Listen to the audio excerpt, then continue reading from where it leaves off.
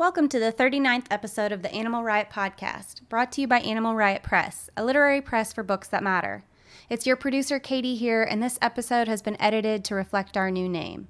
If you're new to the Animal Riot community, welcome, and you can find out more about us at animalriotpress.com. Now on to the episode with your host, Brian Birnbaum, and today's guest, Atia Abawi.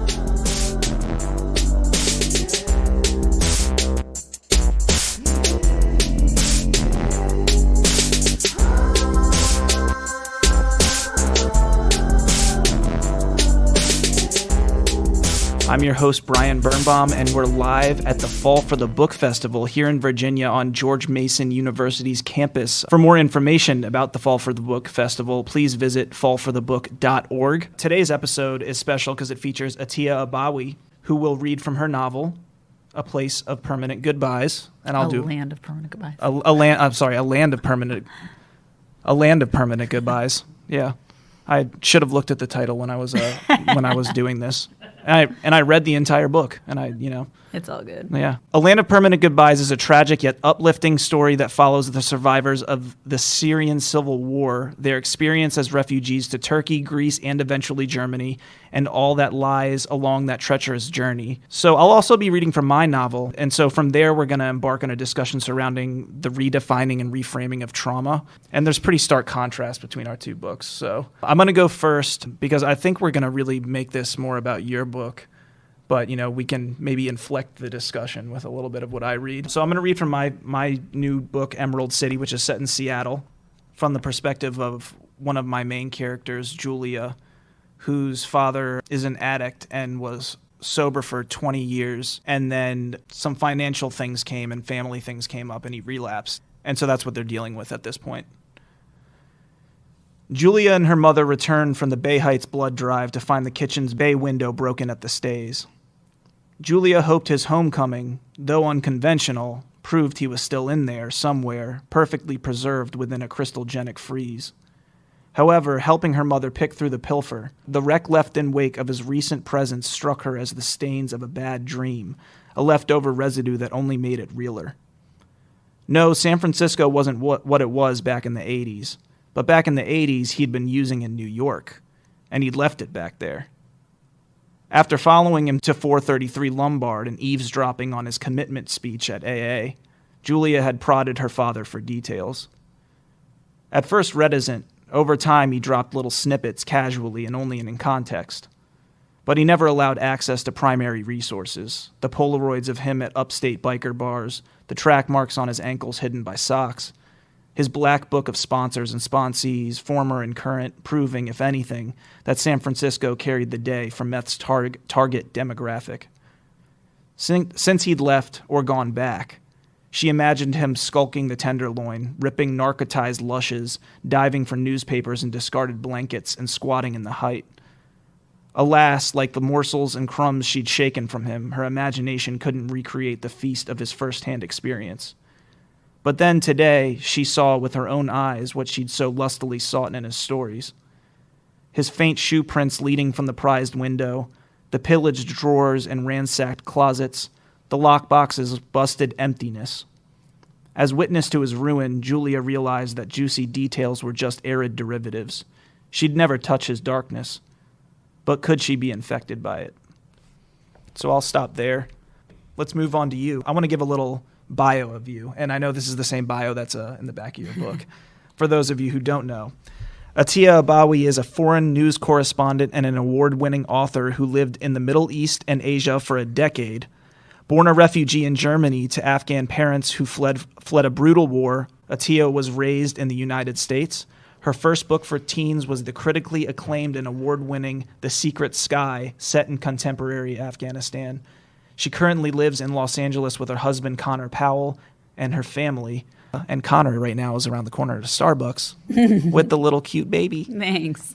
But yeah, let's do a reading and then we'll dive into the conversation. Okay. Sure. I'm going to start. So the book is about a young boy named Tarek who is fleeing Syria after a bomb hits their home, their apartment, and the surviving family members and himself, they have to find their way to Europe. I call it risking your life in order to live a life. This is a little chapter on their trip on the dinghy from Turkey to Greece. They're on a boat full of other refugees trying to make it across the Aegean Sea. "No one move," a woman shrieked. "Stop moving, for God's sake." The boat tumbled from side to side, bringing in gallons of water. At any moment, it could capsize. The fragility of the lives on board depended on one strong sneeze or one scared child jumping onto their father's lap. The rhythmic beat of the sea pounding on the slippery rubber tubing serenaded the devil as he waited for the right moment. The salty water in the air fell like daggers on the sunken faces aboard.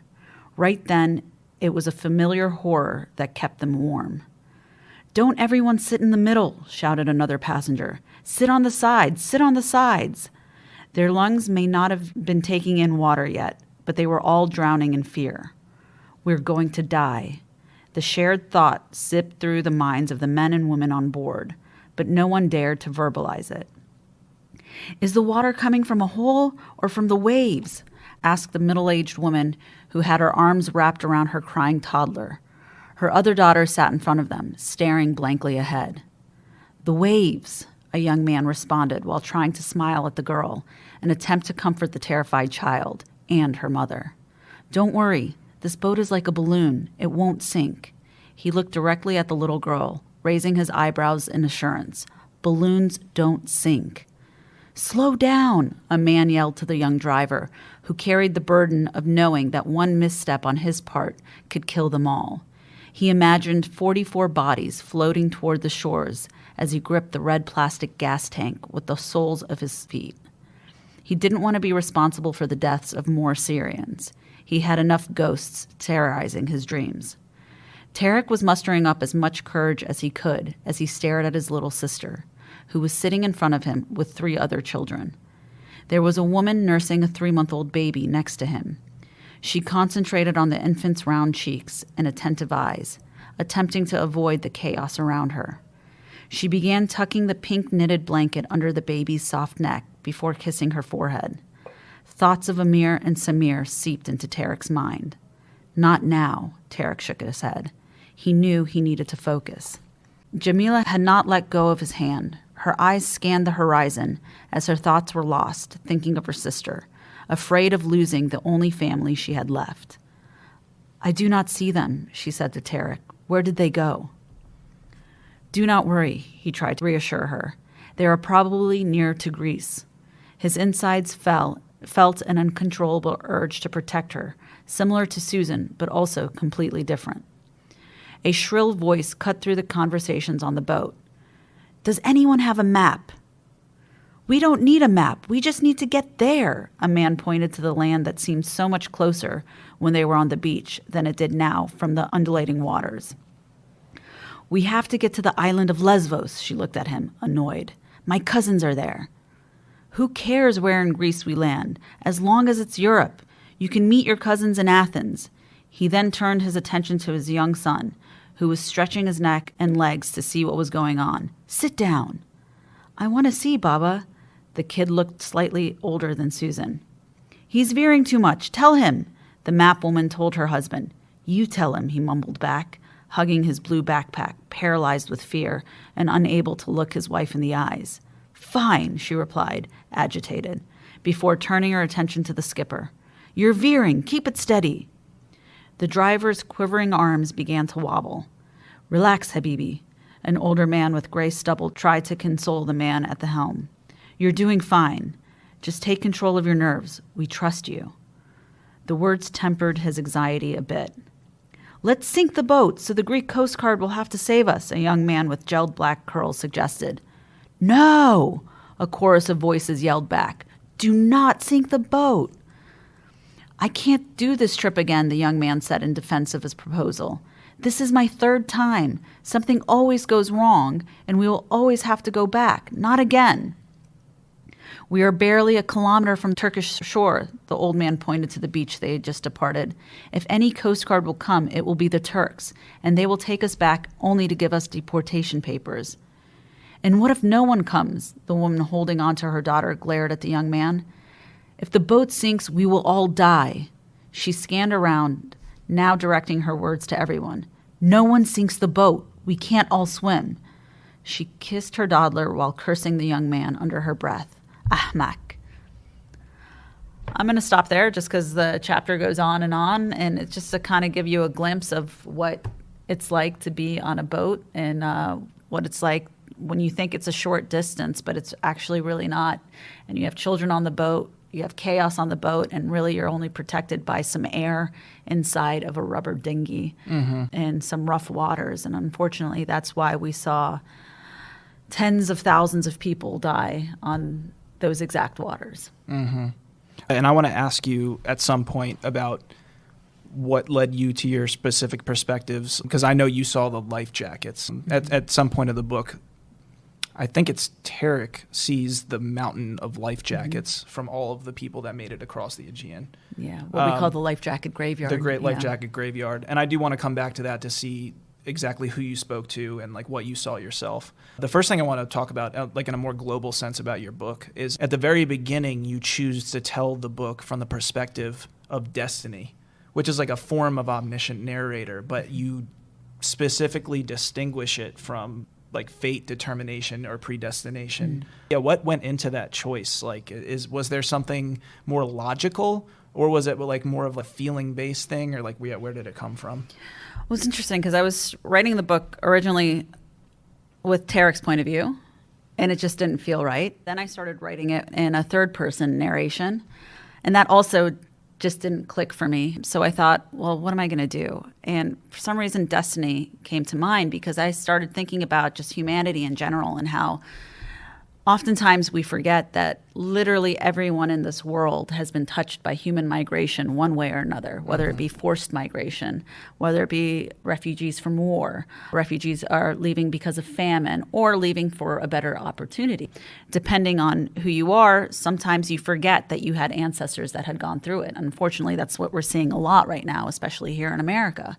So I thought to myself, who knows the story of human history the way that we can't know ourselves? And for some reason, destiny popped into my mind, and I just started writing it in destiny's point of view, and it worked. It worked for me. Did you have to throw out a lot of material to get back to that, or were you pretty early on in the process?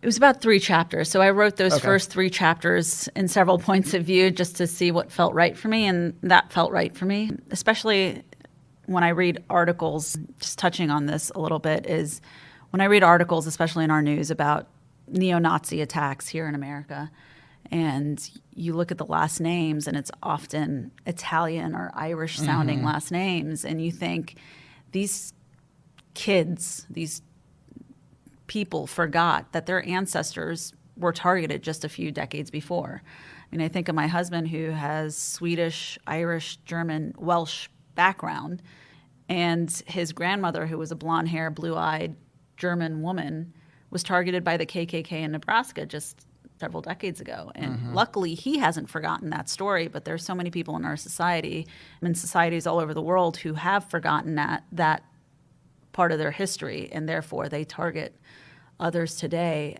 forgetting that, you know, they had loved ones or people connected to them that were once the victims. Yeah. That was what I was thinking throughout the book, that it is a story that shows that, you know, the common trope or common theme in America is that we're all immigrants. You know, that's what people say. It really is destiny. I saw as we're all human. That's it. And you kind of framed it, especially, and I was actually going to ask this later, but I'll just ask it now. You frame it as there are helpers and there are people who hurt, you know, especially toward the end.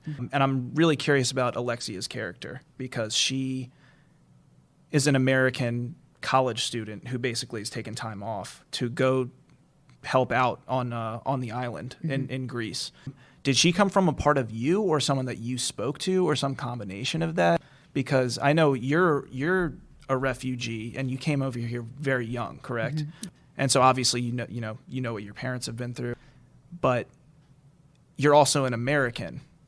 And so I feel like you can feel that desire to help, and you did go over there. You did talk to all these people. So where did she come from, or was she just more a did she just blossom into the narrative as just someone that organically came up? No, that's a great question. So I talk about the helpers and the hunters in humanity, and I always say that we all have helper and hunter inside of us, and it's what we choose to magnify that defines us. Unfortunately, in situations like this, in any situation really, we'll find people who are really taking advantage and hurting people who are already struggling. And then when I went to go research the story, and it's a devastating situation, refugees, people dying literally to survive. When I got to Greece to do my research, I stayed with 5 volunteers from different parts of the world. There was a Chinese volunteer, a Hungarian volunteer, a Welsh, American, British.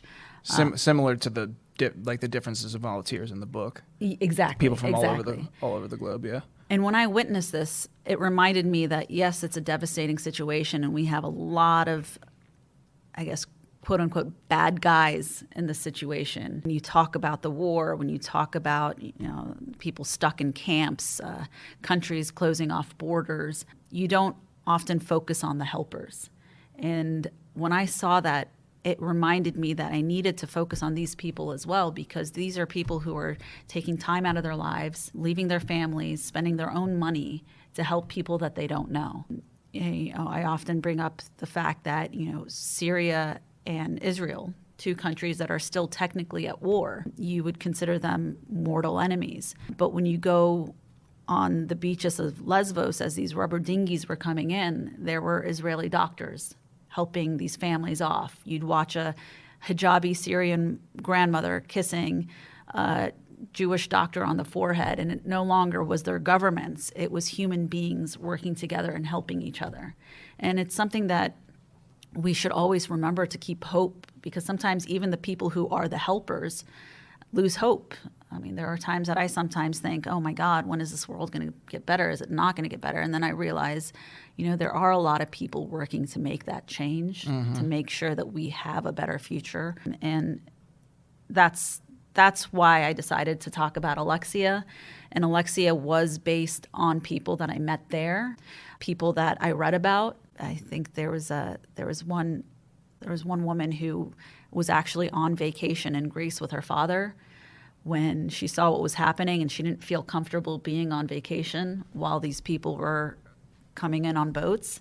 So she flew over to Lesbos. She started documenting her life there, helping the refugees, and I thought, this is a great character. So I kind of blended it all in to make the character of Alexia. Yeah, I'm not going to lie. When I was reading this, that my first impulse was like, I want to go over there right now, because it's just terrible. It is. Yeah. It's really terrible. I guess speaking in terms of redefining the trauma, was there a choice in terms of how you wrote the book? It's presented for a pretty wide audience. Like, it's framed as like young adult, or in that, but that kind of would be inclusive of everyone, really, like in a sense, maybe below a certain age threshold, maybe not. Was that a pointed decision? And do you think that kind of allows people to look at it in a way,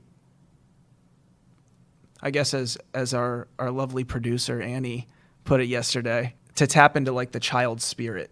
Annie was talking about how when you go into therapy, it's often like getting in touch with that core emotion that we're not allowed to show in public, especially in like society when we go to work every day. Is there something about framing it in this language, in this voice, that allows us to kind of get more direct contact with it, and it's not shrouded in sort of flowery language or writerly flourishes, or not that those things aren't there, but it is accessible?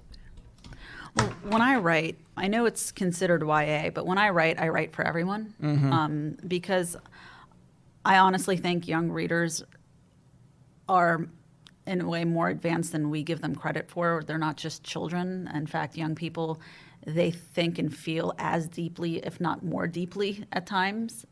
But I also write for their parents. When I write, I'm hoping that their mother or father or grandparent is going to decide, well, this is an interesting topic. Let me try to pick it up. In fact, I've gotten a lot of responses from parents who bought the book originally for their kids and got to read it themselves. When I write, I don't try to, I guess, change the way I write just because it's YA, because I think that, first of all, teen readers are, in a way, more advanced readers at times. We often think YA is just fantasy, and it's not. And don't get me wrong, fantasy books are amazing and more depth to it than, in fact, I look at the Hunger Games and I'm just blown away by all the research she did on PTSD and all that when she wrote the book. But I think that young people definitely want to know more, and their minds right now are more open than when you're an adult. So I feel like they will want to pick this up as well as pick up the book that's, from a faraway land that has nothing to do with their lives. But yeah. And I think what Brian was maybe saying that we were kind of talking about yesterday was just that there's so much power in letting a youthful narrator talk about those emotions without as we grow up, we kind of develop more savvy ways to talk around our trauma or to talk without talking about it. That's more intellectualized. But that youth narrative can actually help us just get directly to the heart of the emotion, the heart of the traumatic experience, as opposed to what we've all kind of coded as a socially acceptable way to talk about it. Yeah.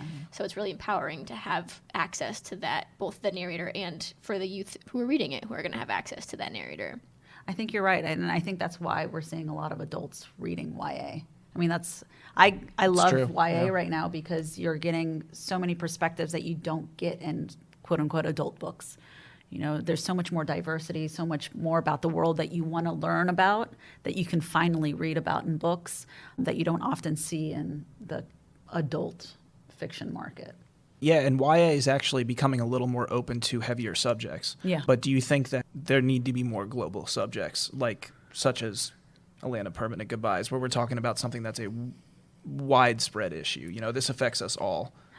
I would love that. In fact, I write my books knowing full well that not everyone wants to read more about things that are going to bring them down, about what's going on in actuality, what's going on in our lives.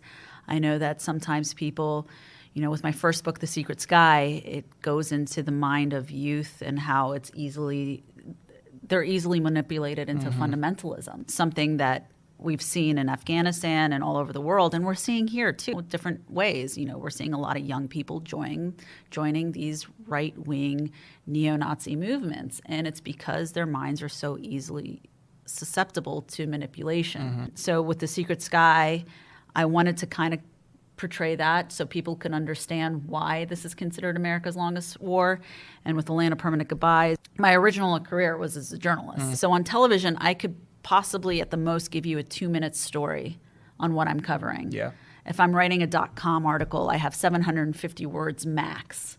And that's not enough time or enough space to give someone what they want. That was going to be my next question for you. I'm glad you brought it up, because I was going to ask you, basically, did you move from journalism into fiction because you felt like you needed more space to get some of these issues across? And in this age of kind of just hot takes and kind of like how things can get so polarized on TV and in journalism, did fiction offer an avenue for you to just really actually find nuance? Because speaking to what you just said, despite how heavy this is, there's a lot of hope in this book.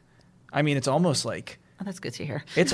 Yeah, and no, there is. I mean, it's almost annoying to the point where I'm like, oh my God, but it was hard for me to wonder how you could approach this and know so much about this and say well, how, because if it's talk about redefining trauma, this affects all of us, and it's not just physically spilling over into Europe, but now it's the whole immigrant thing is a polarizing issue. So it's hard not to look at the West in general and say, okay, well, look at these problems that we have compared to these problems over here, and you do a good job of not making that comparison antagonistic, But that was a lot of questions at once. Let's go back to the journalism into fiction thing. Yeah, journalism can be very limiting. As a journalist, you meet all these people and you see all these things and you learn all their stories, and I can't tell you just how desperate people are for people to know what's going on in their lives, for people to understand them, and not to see them as this superficial picture that we always see. Oh, Afghanistan war, Iraq war, Syrians war. So as a fiction writer, I saw this as a fantastic opportunity, especially when I was first given the opportunity with my first book, The Secret Sky, and now with The Land of Permanent Goodbyes. The issue I had when I first got the opportunity was I didn't have an imagination anymore. As a journalist, like my imagination, especially covering war after war, just kind of went away. And that's a good thing as a journalist. But when I got the opportunity to write, I really wanted to write the first novel and then this novel. And then I thought, okay, well, what can I do if I don't have an imagination? How am I supposed to write a fiction novel? Then I thought about it. I'm like, well, why can't I just write the truth? You know, this is why it's realistic fiction. Why can't I just compile all the stories of the people that I met and talked to, the things that I've seen into the novel? So I always tell people, what you're going to get from me is reality. You're going to get the colors of the mountains that I saw in Afghanistan. You're going to get the sound of the Aegean Sea that I heard when I went to do my research. You're going to get the voices of the people that I talked to. This is why I take it really seriously, mainly because I feel really responsible to the subjects that I'm writing about. I don't want to tell you a story about them that's not their real story, and that for them to come back and say, that's not what my life is like. And I feel a responsibility to the readers because the people who want to pick up my book, they want to know more about what's going on, about the situations that I'm writing about. The first thing I did after I read it was I was like, okay, because I obviously knew the basics, but yeah, it was like a deep dive into okay, what's really going on underneath here, yeah. And I feel really responsible to you, the reader, and to the people that I interviewed. So this is why when I got the okay to write about the refugees, I booked a ticket to Turkey, I booked a ticket to Greece. My only issue is that I couldn't get into Syria. So luckily we live right now in a world full of technology that I was able to easily contact Syrians through social media, through WhatsApp, and I worked directly with a Syrian doctor who was from Raqqa. So, because I have a few chapters in my book based just in Raqqa. And that's a place that even journalists can't get into right now, or back then either. So I worked hand in hand with him. I wrote my chapters. He would go through it, tell me what I had right, what I had wrong. Then I'd rewrite it, have him look through it again. And he was just as committed as I was to make sure the truth came out, because he was excited for this to become a book so others could know what was going on. So yeah, that's basically how I approach my writing. Yeah, go ahead, Annie. Well, I just think it's so interesting to talk about the difference between journalism and fiction, because I've taken journalism classes where, you want to strip all the emotion out of the facts that you're seeing. To me, that kind of feels like a way to create trauma, is to try and, distill everything down to just facts and not allow yourself to feel the things that you're feeling. So, I mean, did that factor into how you were writing, that part of the truth, as writers, we know emotions are very much part of the truth, and the emotional feeling of being in a place is so much part of the experience, that our hard and fast journalism that we see every day does not allow for that. Like, are we all becoming more traumatized by the way that the news leaves those stories out and leaves those facts out? That's a great question, because with my first book, I was in Afghanistan and 4.5 years in Afghanistan. And then when I was finishing up the book, I was in Jerusalem. I had just moved there. And for me, I did suffer from PTSD that I didn't even realize I did until after I got better, because my husband then pointed out, yeah, you used to wake up crying and you don't do that anymore. You used to wake up screaming, you don't do that anymore. But when I wrote my first book, it was a way of just getting it all into the book, the stories that I couldn't share. So you touched on that perfectly. And then when it came to A Land of Permanent Goodbyes, I was also living in Jerusalem. I was actually researching another topic for a book. My editors wanted me to write about the Israeli-Palestinian conflict and kind of put a different kind of angle in writing about that. As I was doing my research for that, the refugee crisis was on our television screens. And my son was, I guess, the same age as my daughter is now, about 8 months old. And I'm holding him in my safe, warm apartment, watching these mothers pushing strollers on the sides of busy European highways, families putting their children on boats, risking their lives, for a life. And I kept thinking of my own parents. And my mother was 8 months pregnant with me, and my brother was 2 when they escaped the first war in Afghanistan of the recent wars. And that was nearly 40 years ago. The Soviet War, The right? Soviet War, exactly.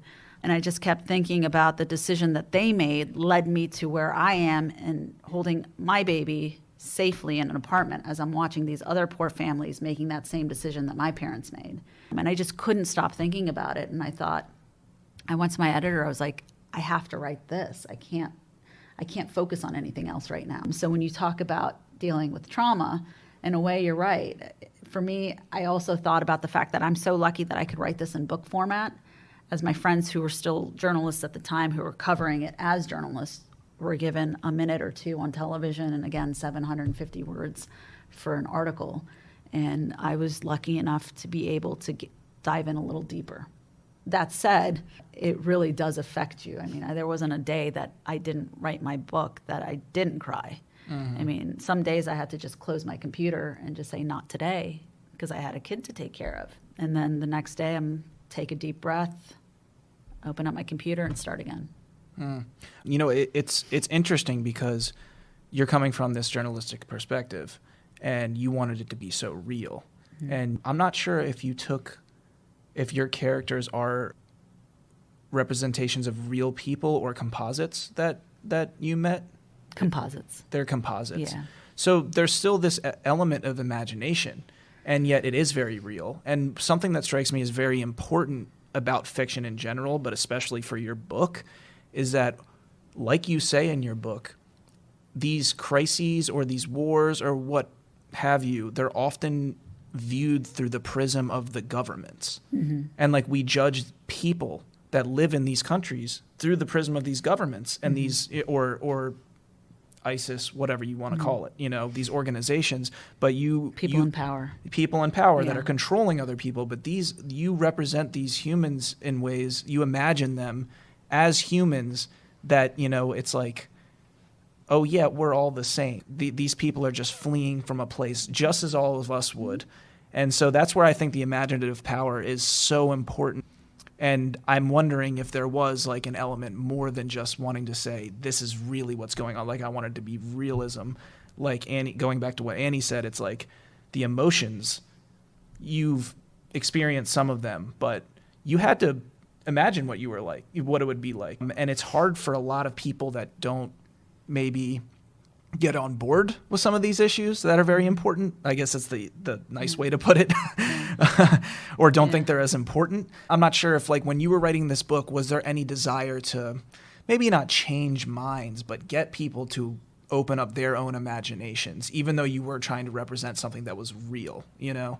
Does that make sense? Yeah. A couple things. So again, when you talk and you interview these people who've gone through such traumatic events and they're willing to talk to you, they tell you everything. They open up their hearts, they open up their lives, and they don't hide it. Oftentimes, especially with the Syrians, they would say, just don't put my name into it. So if you look at my acknowledgments, there is probably, I think, just 2 Syrians that I could thank because they were like, yes, you can use my name, because everyone else was afraid for their families back home. Yeah. And the second that you give them the okay, don't worry, no one's going to know it's you, they tell you everything. Wow. So sometimes I don't have to imagine the emotions. But sometimes, you know, there are ways of putting in the interviews as thoughts and compiling it when I do composites of characters, you're right, and blending it into this fiction that we see.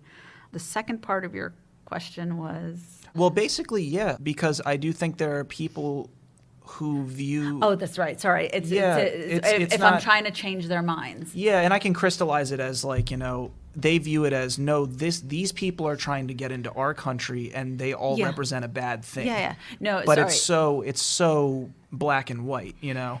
And I would be lying if I said, no, this isn't to change people's minds. And it's not necessarily to change their minds as much as it is for them to open their eyes. And I was really lucky that Atlanta Permanent Goodbyes was recommended by both NPR and Fox News, which was for me like, whoa. But Dana Perino read my book. She put it originally on Instagram, and then she had it on her show, one of her shows, The Five, and recommended it again. And a bunch of people just on Dana Perino's recommendation, thankfully, picked up the book. I'm more worried about you than them in this case. Well, what was amazing about it is I received messages from Fox News viewers who picked up the book because of her recommendation and said that I read your book and it changed my perspective on, the refugee situation. That's awesome. And and that was amazing. Oh, I'm sure some of the people may have picked it up and said, oh, I'm not going to read this. Yeah. But there were a handful of people that responded and then reached out to me, and I felt really good about that. Yeah. And I go back to the saying that I tell people this, that fear, it's human nature to be afraid of things that you don't know. It's absolutely human nature. That's what it is. Sure. The thing is when we try to understand, if we're afraid of refugees and we go out and speak to someone and find out that they're a refugee and find out about their lives, or pick up a book or try to read something that isn't propaganda against them, we learn more. That's understanding. And that understanding often turns into empathy.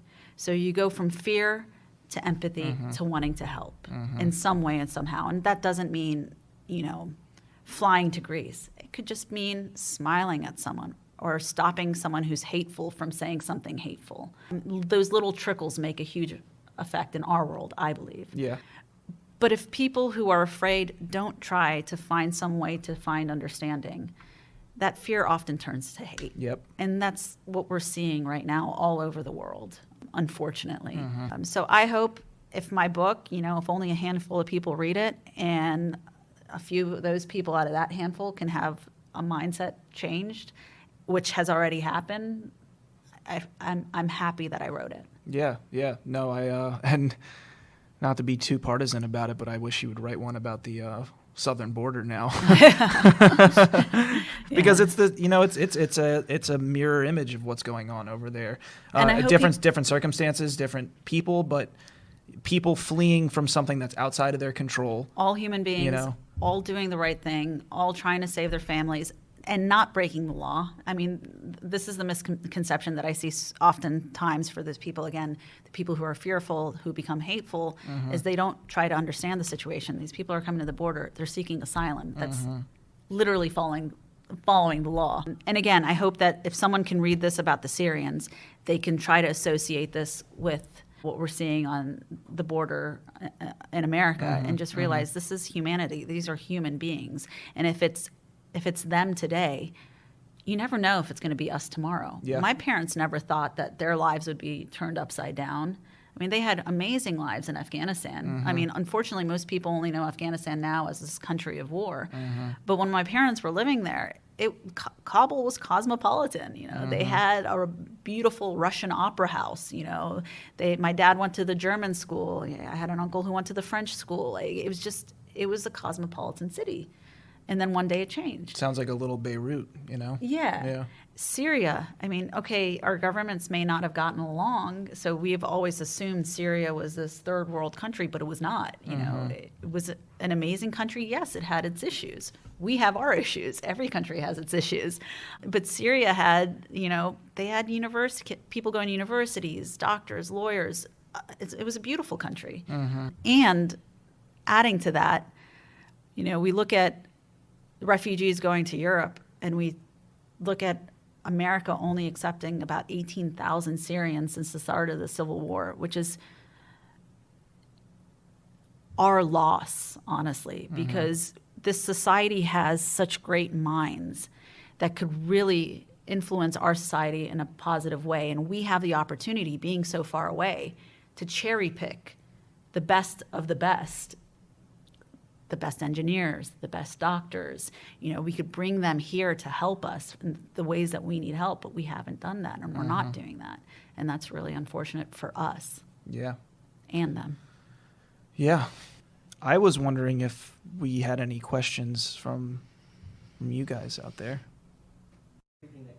Okay, so how do you balance staying engaged but engaged with the issue? With the issue, but protecting yourself from what's going on? Yeah. That's a really good question, and it's a difficult question, and it's a difficult thing to do, to be honest. I often talk about how empathy can be really painful, like trying to help or trying to get involved can really like blood, sweat, and tears. It could be so draining. But by doing that, it's also such a powerful thing.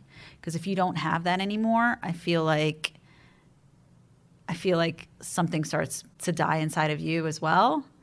That said, there are days that you just need a break. You know, that's why when I said sometimes I would have to just close my computer.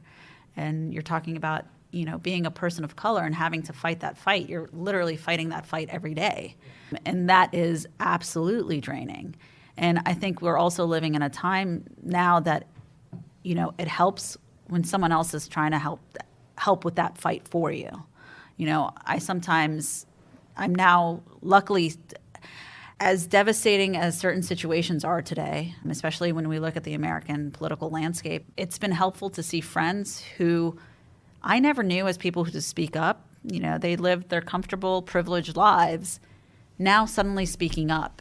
And I go out and I thank them because I often say, you know, you saying this now has a tremendously bigger effect than, you know, see if I defended like Muslims or if you defended, you know, people of color. When you see it from someone coming of privilege, like their voice in a way seems to resonate more with those that need to hear it. And it's good to see more and more people doing that.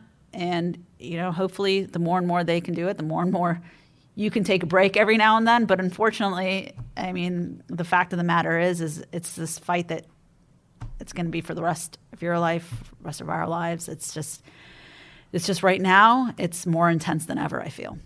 I got a whole lot more grays. I've always said, too, that running from bullets and bombs as a journalist was much more easier than writing a book.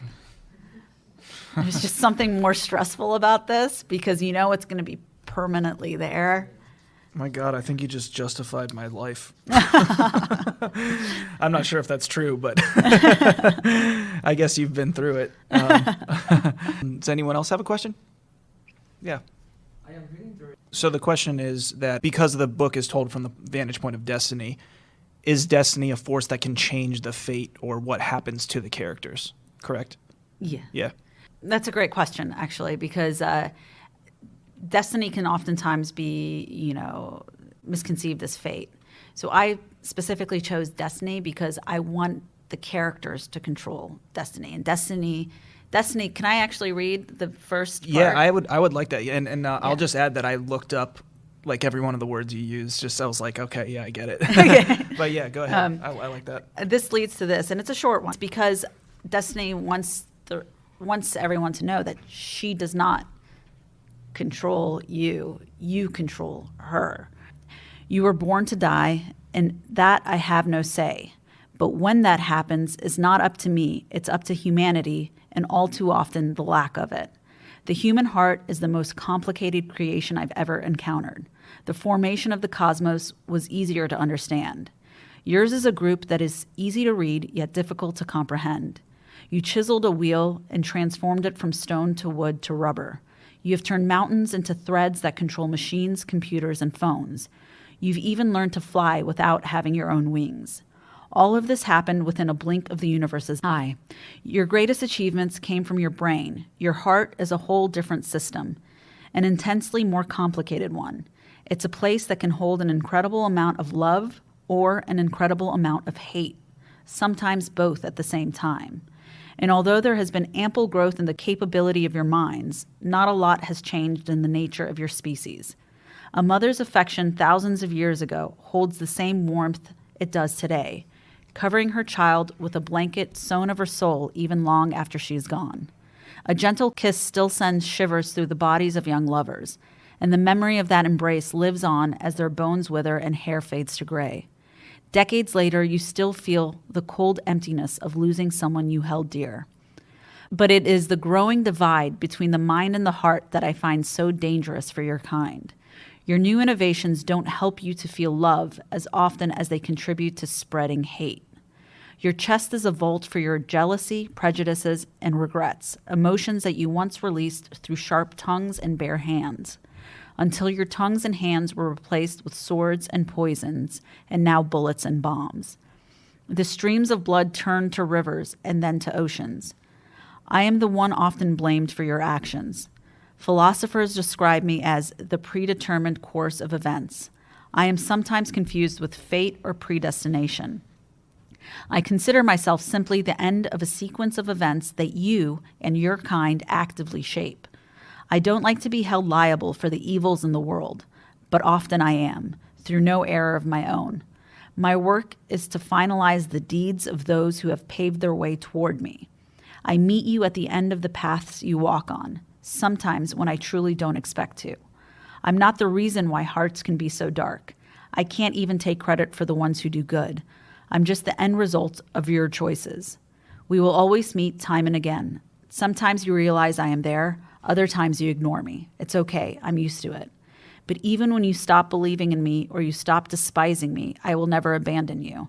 I see most of you as old friends. I enjoy when we encounter each other on happy occasions. I weep when the moments are harsh. One thing I ask, please stop condemning me or giving me credit for how, when, and where we meet. This is not up to me. It has never been up to me.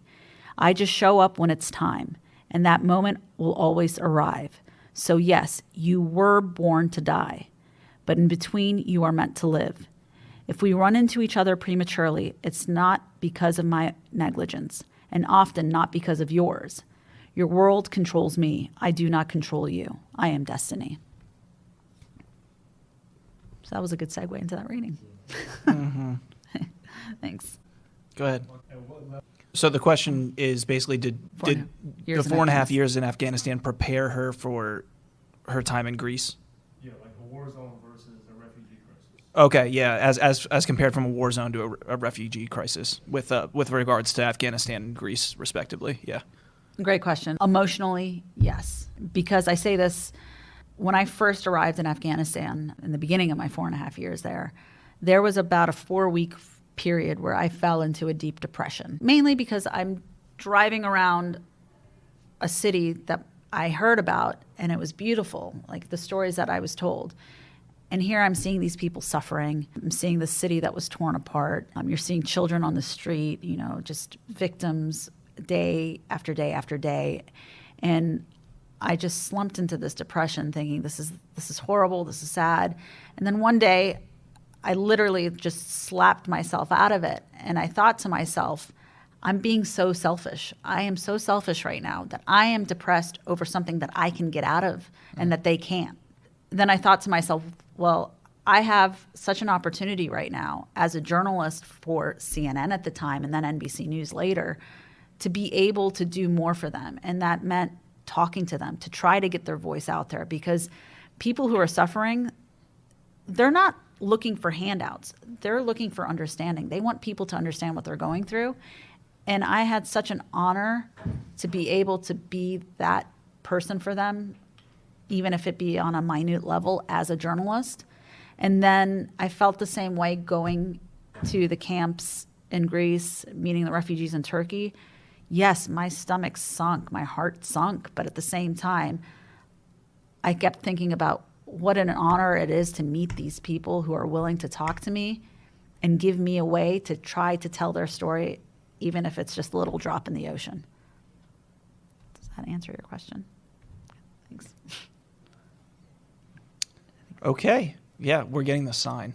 Thank you, everyone, for participating, and thank you, Atia, for joining us. Thank you, and thank you to Fall for the book. I'm just so excited to be here. It's very cool to have this conversation. Thank you. Okay, that's it for today's episode. If you liked what you heard, please subscribe and review on whichever platform you're listening. You can get in touch with us on Twitter, Facebook, and Instagram at Animal Riot Press or through our website, animalriotpress.com. This has been the 39th episode of the Animal Riot podcast with your host, Brian Birnbaum, and featuring Atia Abawi. Transcripts for our deaf and hard of hearing animals are provided by Jonathan Kay. This episode was cut by our podcast assistant, Dylan Thomas, and this episode was also guest produced by the one and only Annie Krabbenschmidt. See you later, you filthy animals.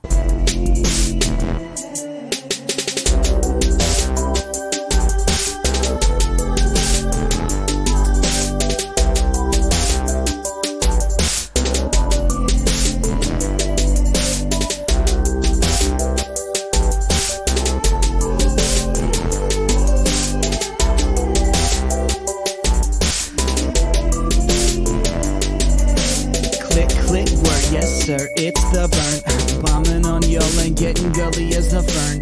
I don't know much about Lee.